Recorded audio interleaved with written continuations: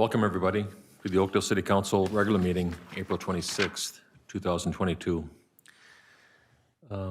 Katie, will you do roll call, please? Councilmember Ingebrigtson. Here. Councilmember Olson. Here. Councilmember Svedberg. Here. Councilmember Zabel. Here. Mayor Rinke. Here. Please join me now in the Pledge of Allegiance.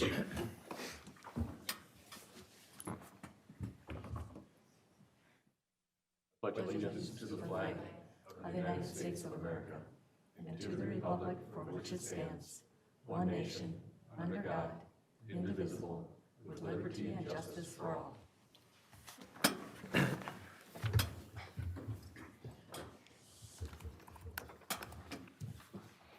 Councilors, in front of us tonight, we have the agenda.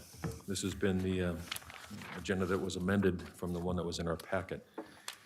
Upon review, were there any questions, or can somebody make a motion to approve? I'll make a motion to approve the agenda as amended. There's a motion. Is there a second? Second. There's a motion and a second. Is there any discussion? All in favor say aye. Aye. Opposed? And the approval is amended, or approved as amended. First up on the list, on the agenda is talking about two meetings, two city council meetings, one workshop from April 12th, and the other is the regular meeting from April 12th. Taking that first one, dealing with the workshop, upon review, did you have any questions or clarifications? Could I have a motion then, please? So moved. There's a motion. Is there a second? Second. There's a motion and a second. Any discussion? All in favor say aye. Aye. Opposed? Those workshop meeting minutes are approved as presented. The second set dealt with the regular meeting for the Oakdale City Council, April 12th. Upon review, did you see anything that you'd like to clarify?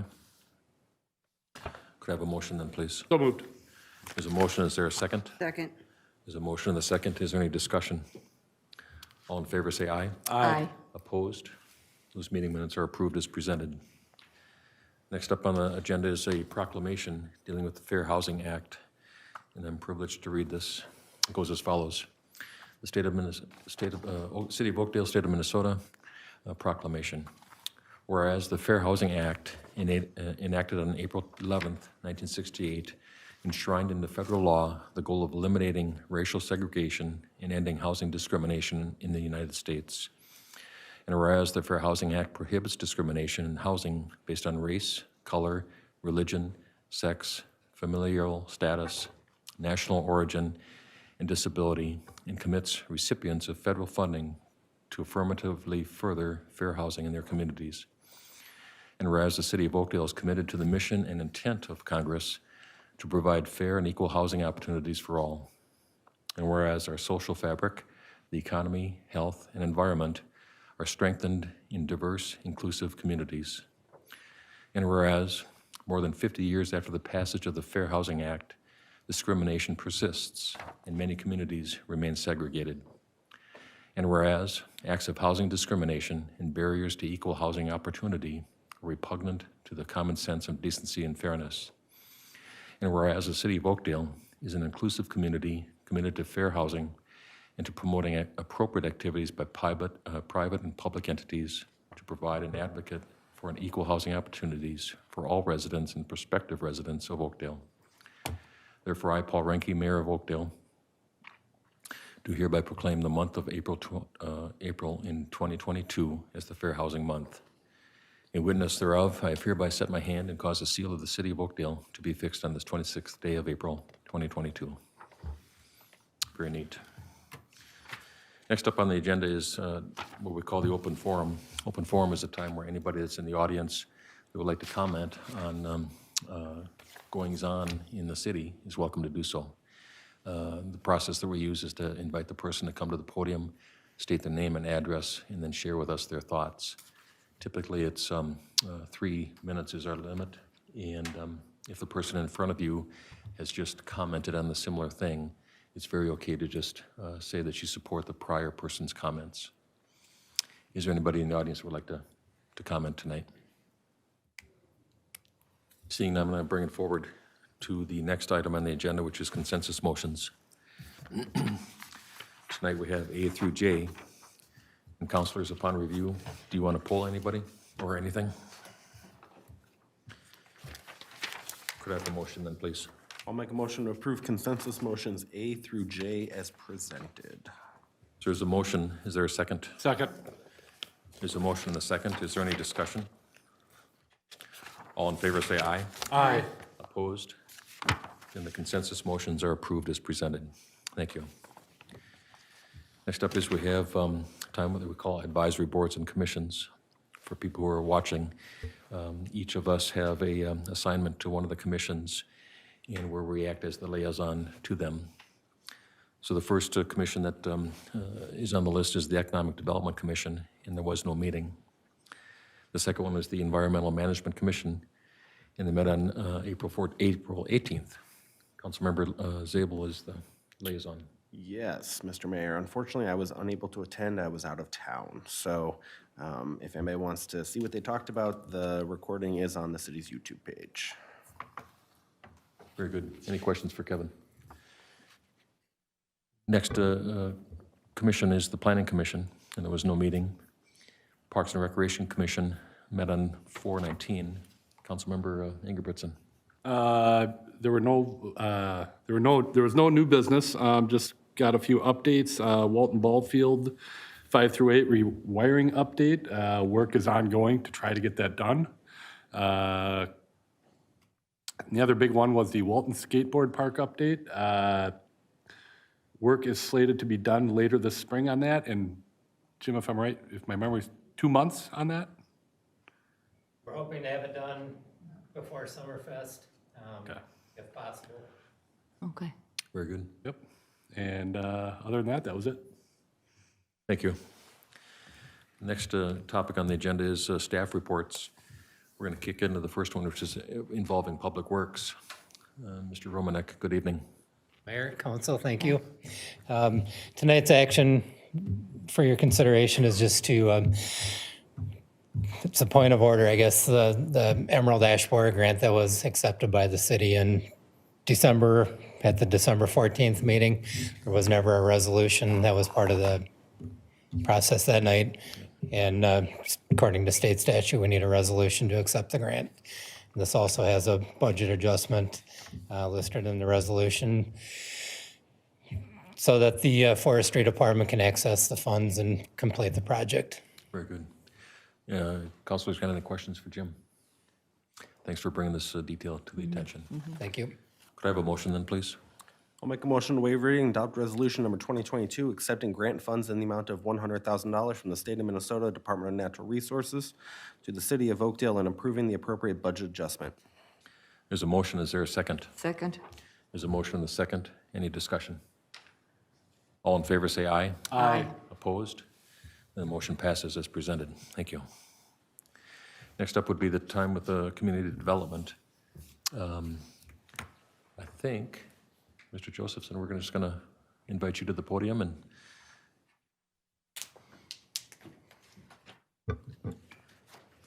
if you wouldn't mind doing the introduction. Sure. Into your work and the great things that you've done over the years. Mayor, members of council, Adam Josephson with MnDOT. I'm the East Area Manager, so I work in with communities in Washington and Chisago counties. Was asked tonight to update you on a couple studies and a couple projects in the area that you'd have some interest in. There is a presentation. Someone bring that up.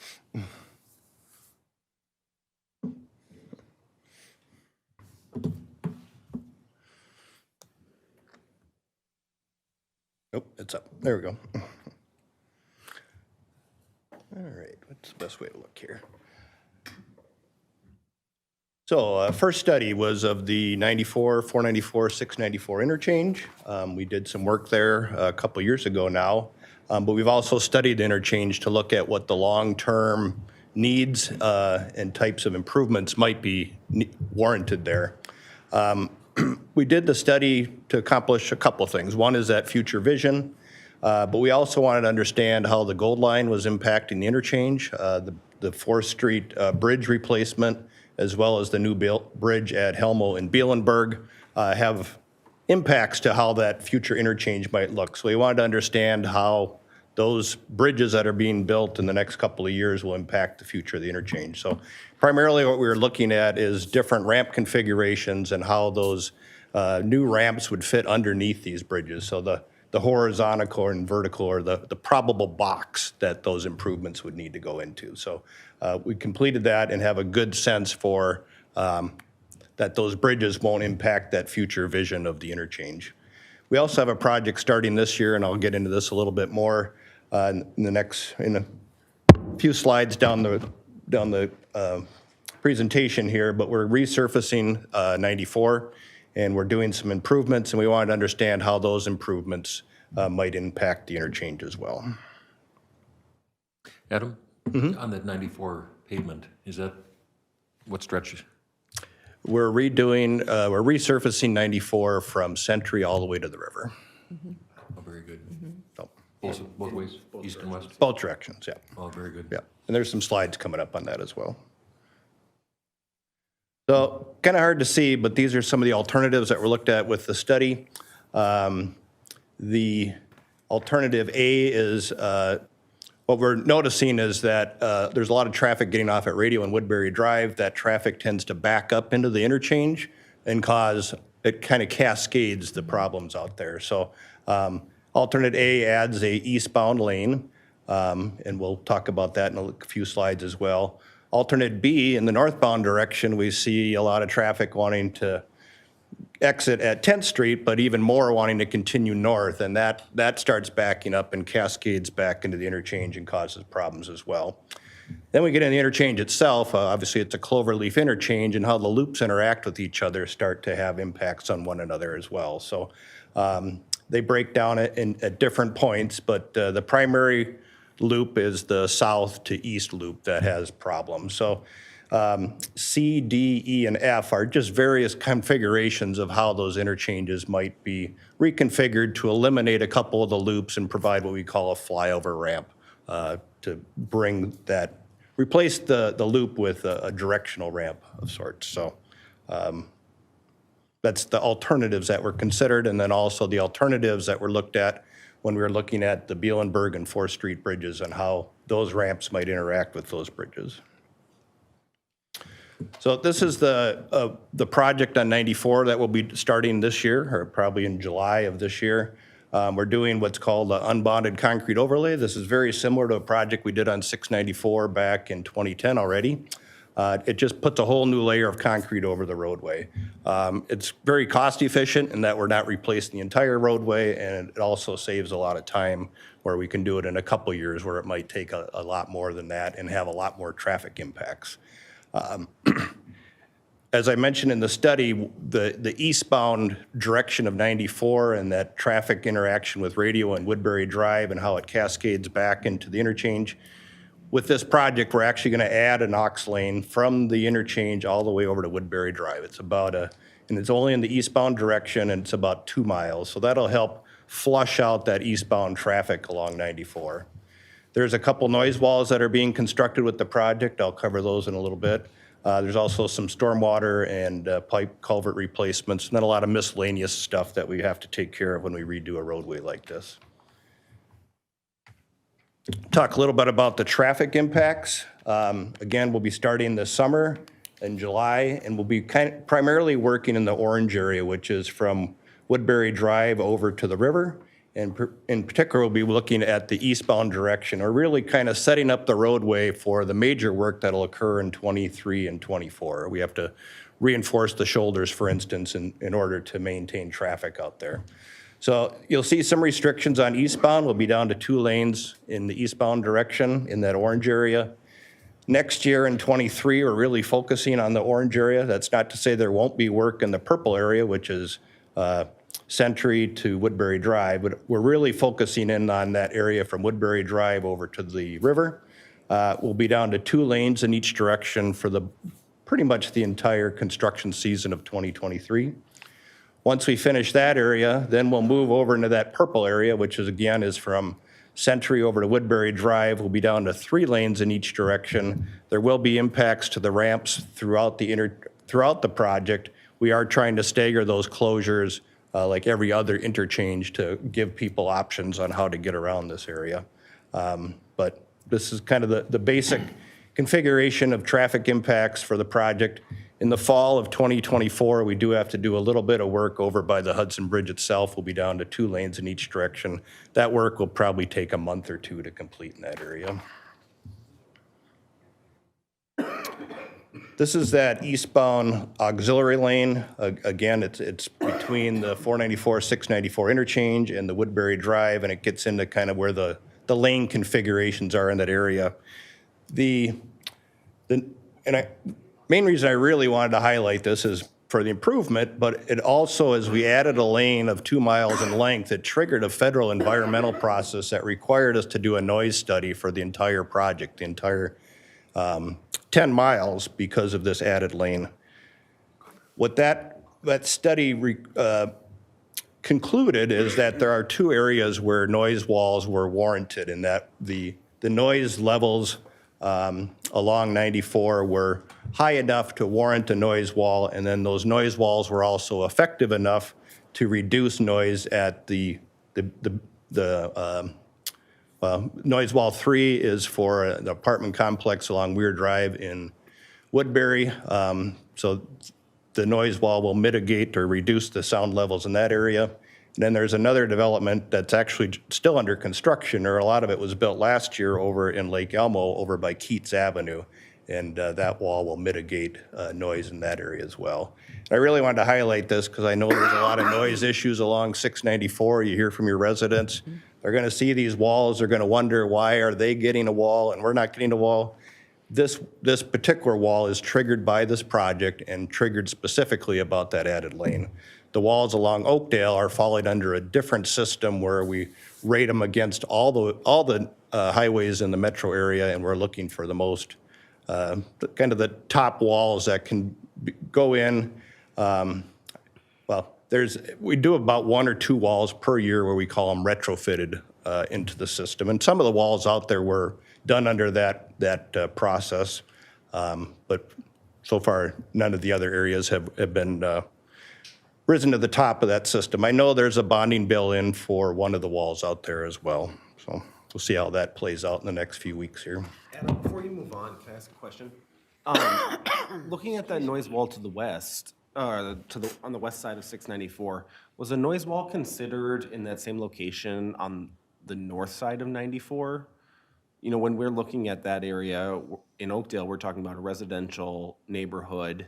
That's also where our Gold Line BRT alignment will be. So if MnDOT's identifying a noise concern impacting the residents on the south side of 94, why wouldn't that similar consideration apply to the residents on the north side? Thank you for the question. We analyzed the entire corridor from Century Avenue out to the river. And I can provide that study to the city if there's interest there. But only these 2 walls met the right thresholds to get to the warranting the construction of the noise wall. Those other areas didn't meet that threshold. And it has to do with noise levels, but it also has to do with number of receptors or the number of residents that the density makes a big difference because it makes the wall more cost effective to mitigate for noise. So some of those areas, the densities aren't quite as great. I think that's probably what reduced that didn't make a wall in that area warranted. And then a lot of these areas are also, there's a lot of mixed use in that with commercial development, and that might also detract from the effectiveness of a noise wall in a certain area. But I can provide that information to the administrator and That'd be helpful, thank you. Okay. So another project that's starting up this year, and actually they're starting to do some of the work this week. I noticed some of the traffic control going in as I came over here tonight. But this is the resurfacing of Highway 36 from Edgerton out to Stillwater. It's a 4-inch mill and overlay. There's a lot of miscellaneous repairs that go along with that. Again, that work is just starting and will go through the middle of September of this year. There is a project website that's provided here. I did notice in your spring update that the project is covered as well, and the project website is also covered in here for folks at home in particular. I would encourage people, if they want to know about there's going to be a lot of changing traffic impacts out here. If people want to know about those changes, go to the website, sign up for those traffic updates, and we'll send those directly to you. So the project is kind of two halves. And it splits around 694 Fleet Farm area, where the stuff to the west, this Edgerton to 694, we're going to do weekend directional closures. So what those will look like, the first area the contractor's getting queued up to do is the area between Edgerton and 61 in the eastbound direction. We're currently scheduled for May 6th through 8th weekend, so Friday through Monday. So that entire stretch will be closed to traffic, eastbound only, and there will be a detour then for that traffic. Westbound would be maintained on the roadway. The next weekend, we would do westbound in the same area. Eastbound would be open, but westbound would be detoured. Then we'll move over to a longer stretch between 61 and 694. That'll take 2 weekends to complete. So we're anticipating we'll be able to attack the eastbound direction first. Again, the roadway will be closed to eastbound traffic, westbound will be open. And then as we get into mid to late June, we would be looking at doing the westbound direction. So you'll see in the direction that's closed, you'll also see access closed to the highway in that same area. I would note that 120 will remain open north-south through both of these phases to keep traffic going in those areas, but a lot of these other areas, you'll see ramp closures depending on the direction of traffic closure. So again, I encourage folks to sign up for the traffic updates on the project website. This kind of completes a lot of the work that'll be going on in this western half of the project. So by late June, we'll be ready to move over into the stretch to the east. And that's from 694 out to Stillwater. Traffic out here, we can't do in the same fashion of closing one direction. So we're gonna do some of the work at night, but then at some point, we simply need to close an entire direction of 36. We're gonna maintain traffic head-to-head or one lane in each direction on the other side of the highway and flip them back and forth. This will take about 5 to 6 weeks to complete. There are a number of access changes at the various access points along the roadway, DeMontreville, Keats, Lake Elmo Avenue. Those are the ones that are highlighted here. So again, this information's on the website. If you have interest in this area, I would suggest going to that website. A study that we wanted to talk about is our Century Avenue study. I know we've had some updates over the last, well, I think there was one last fall or late fall with elected officials in the corridor. But we're studying Highway 120 from 94 up to 694 to look at what the future of that roadway wants to be. We're looking at it in 2 phases. The first phase is looking really at inventorying the corridor and also really getting a handle on what the needs are from a lot of different aspects. And then we're just finishing up phase 1 now. We want to move into phase 2, and that phase 2 will look at the alternatives that might meet some of those needs out there. So mainly focused right now on what are the problems with 120, and it's a long list. So I won't get into this one, but we're doing what's called a PEL study, Planning Environmental Linkages. It's really pre-environmental work type of study, but it really sets it up for that environmental phase.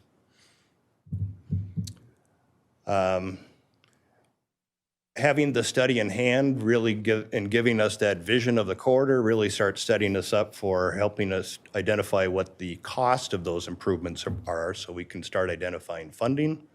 It sets us up for environmental review, sets us up for moving into design, and then ultimately construction if the funding follows that process.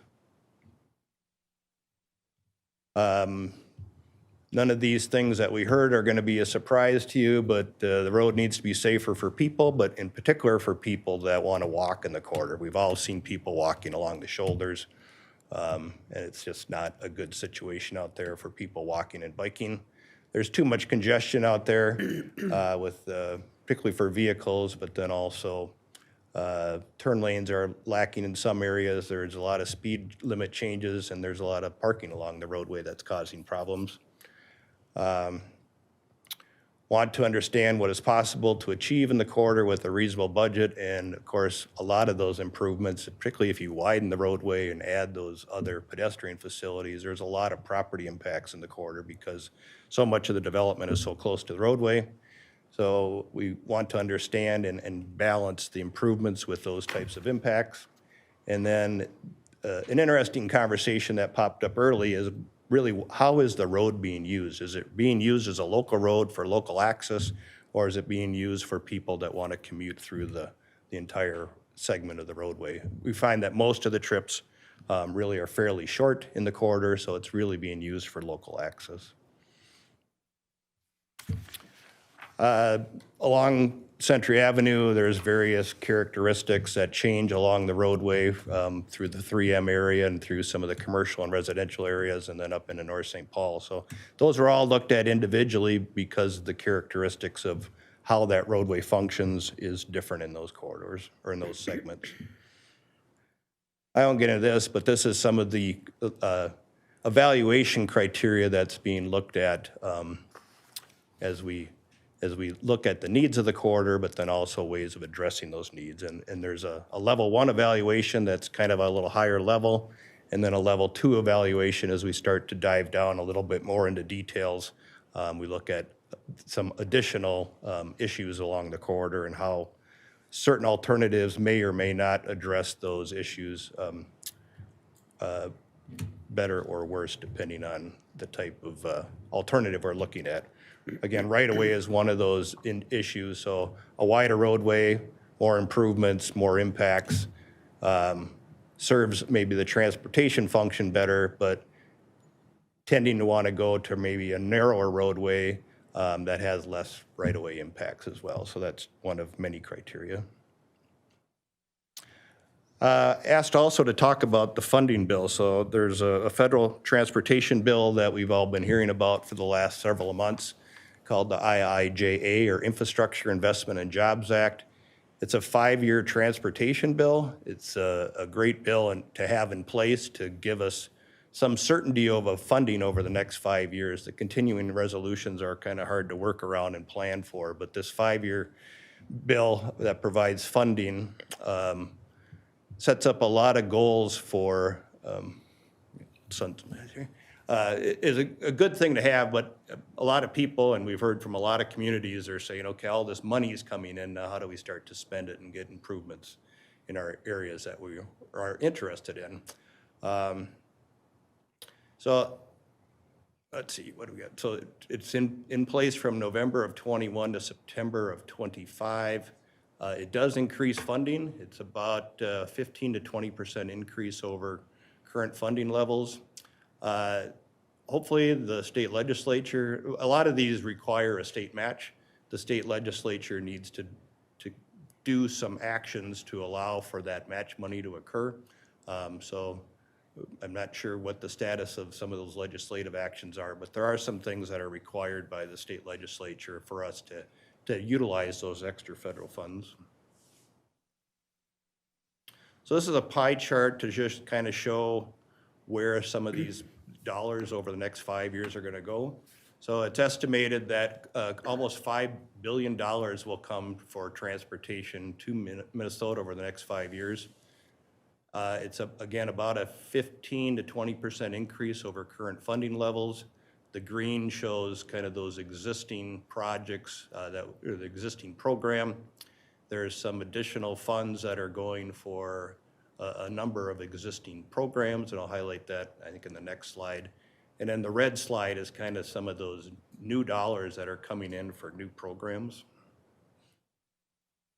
So some of these existing programs, CMAQ, I think you probably have heard about before. That's congestion mitigation.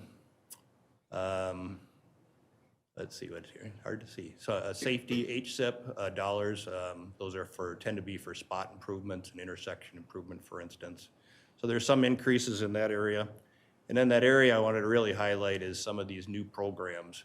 There's resiliency. I know the next slide will talk about that a little bit. There's an emphasis on electrical vehicle infrastructure. Several $1 million that are going to that at the state level, and at the federal level, you know, it's a large sum of money that's going into vehicle or infrastructure for electric vehicles. There's an emphasis on bridges, and there's also an emphasis in the bill on carbon reduction. A couple areas when I think about 120 and looking at the bill that might fit for improvements to 120, I will mention that both of these projects, or both of these funding levels or programs, are geared towards a competitive grant type program. So first one is the RAISE program. There's the solicitation is ongoing right now. A lot of cities and counties have been applying for RAISE grants just over the last couple of months. And then this other one is PROTECT. And I won't read what's here, but both of these programs look like they might fit for improvements to see along 120. And again, they're both competitive grant programs. So just some options for funding out of the federal bill that might apply to 120.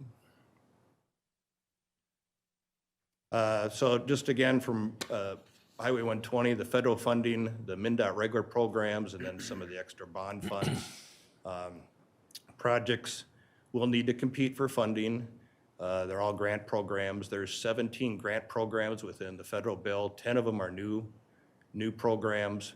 The RAISE and PROTECT areas seem to be something that might fit as far as improvements to Century Avenue. MnDOT has regular program funding that we utilize as well. Pavement preservation, which is how we're making improvements both on 94 and 36. There are existing needs for pavement and other infrastructure along Century Avenue. Spot safety improvements we do on a regular basis. We monitor all of our intersections and interchanges and look for projects that might address some of those ongoing safety issues. There's a HSIP, or Highway Safety Improvement Program, is another program that looks at doing spot improvements for the most part around the system for high crash areas. We've talked about jurisdictional transfer. It is envisioned that the roadway at some point would be transferred over to Ramsey and Washington counties, and there's some funding that usually goes along with that, at least to improve the roadway to some level. It usually wouldn't cover the full expansion of the roadway, but it covers certain improvements to the roadway. And then bonding, grants, and other new funding sources. So that's probably an emphasis area that would be needed for the types of improvements that I think people will be wanting to see along Century Avenue. So with that. Good. Well, thank you very much, Adam. Councilors, any questions or comments? Maybe one question. This might be interesting for some of our residents to look at in more detail. You know, there's a lot of information in some of the slides that you just touched on. Is it available to put on our website, possibly? So, Mr. Or is it Mayor, City available Council, someplace? this presentation will be on the YouTube video of this. We could probably advertise it, though, but it will be online, so we could do a better job. We could advertise it, I'm sure, right? On social media and stuff. Okay. Good. Yeah, So thank you very much. All right, thanks for having me tonight. Thank you. Thank you, Adam. thank you. Thank you. Next up then would be the city attorney, Mr. Thompson. Good evening, Mayor, members of the council. Nothing specific to report, but happy to answer questions. Councilors, anything for Jim? Okay. Next up would be the administrator's report. Ms. Volkers. Oh, Mr. Mayor, City Council, I don't have anything, but I can take any questions. Councilors, anything for Chris? Very good. Next up would be the council presentations. I think I'll start on my left. Councilmember Zabel, Nothing from me. Councilmember Swedberg. I just want to mention that we have the age-friendly certificate hanging out in in the entrance to City Hall here that was awarded to us by ARP. And so just want to make a note of that. So we should be proud of that. Thank you. Thank you. Councilmember Olson, Nothing for me. Councilmember Ingebrigtson. Nothing. And for me, it's just maybe to tie off of what Mr. Josephson talked about, encourage everybody listening and watching to sign up for the MnDOT website to get the updates on the closings and the changes for the traffic, because there's going to be a lot of activity this summer. That's good news. Award of bid. Who's going to take that? Paul, before we move on, can I mention one thing? I didn't know if you were going to bring up the Arbor Day Yeah. tree Oh, giveaway. I forgot all about it. Yeah. Do you Very want good. to go ahead, or? Take it. Okay, so this Saturday is the city's 46th annual Yeah. Arbor Day tree giveaway at Walton Park. So we'll be giving away roughly 200 trees, starting at, I think, 9 a.m.? 9 a.m. it starts. So residents had to pre-register for that, so for those that did, we'll look forward to seeing you out there. Also, Larry Eberhard with Keller Williams is hosting a paper shredding event Yep, they in do the that. City Hall parking lot. So if you're like me and you have 2 years worth of office documents building up, bring them on down, dispose of them. They'll have a rig out here to shred Yep. them on site. So always a nice thing that he sponsors on Arbor Day, so. And This Saturday. I saw that Larry's operation goes till noon, Oh, okay. just for people who are aware. Okay. So that's good. Thank you. Anything else that I missed? Or good stuff? Who's going to take us through the city project? Our interim engineer, Brian Bachmeyer, will do that. Good evening, Mr. Bachmeyer. Evening, Mayor and council members. A couple of Thursdays ago, we did open bids for the 2022 street improvement project. We had 3 contractors that provided an estimate award for the contract. Miller Excavating was the low bid at $3,842,225.33. Minnesota Paving and T.A. Shifsky were the second and third bidders as well. The project did come in slightly over the estimate for the project, but within the construction contingency estimate that we had. We've identified the funding sources, compared them to what was reflected in the CIP. We are recommending that the contract be awarded to Miller Excavating. With any questions, stand for any questions the council may have. Thank you, Brian. Counselor, is there anything for Brian? Very good. Could I have a motion then, please? Make a motion to waive reading and adopt resolution number 2022 awarding city project 2022-01, the 2022 street improvement contract to Miller Excavating, Inc. in the amount of $3,842,225.33 and authorize the mayor and city administrator to execute the contract. So there's a motion. Is there a second? Second. There's a motion and a second. Is there any discussion? All in favor, say aye. Aye. Opposed? Then the motion passes as presented. Thank you. Thanks, Brian. Next up is a summary of claims. This is for the claims from April 9, 2022 through April 22nd, 2022. The claims total the amount of $1,001,280.37. Councilors, upon review, did you see anything you wanted to question? Could I have a motion then, please? I'll make a motion to approve claims as presented. There's a motion. Is there a second? Second. There's a motion and a second. Is there any discussion? All in favor, say aye. Aye. Opposed? And the claims are approved as presented. Thank you. Next up on the agenda is a time where the council is going to go into a closed session to discuss Administrator Volkers' performance evaluation. So pursuant to Minnesota State Pursuant to Minnesota State Statute 13D.05, subdivision 3, we are now go to closed session. Mr. Mayor, that should be made in the form of a motion, seconded, and then adopted, just so it's clear we're going to a closed session. And you may also want to let the public know that after the closed session, we'll be just briefly reconvening as a city council just for purpose of adjournment, but the TV isn't going to be staying around for that. So Right, So right. I just thought the public should know that. Yep. And then we're also going to adjourn to the Oak Conference Room, Right. just Yeah. to make it a little bit more Separate. comfortable. So can I have a motion then? I'll make a motion to go into closed session to discuss city administrator Volkers' performance evaluation. Pursuant to the, Pursuant to state statute 13D.05 subdivision 3. So there's a motion. Is there a second? Second. There's a motion and a second. Any discussion?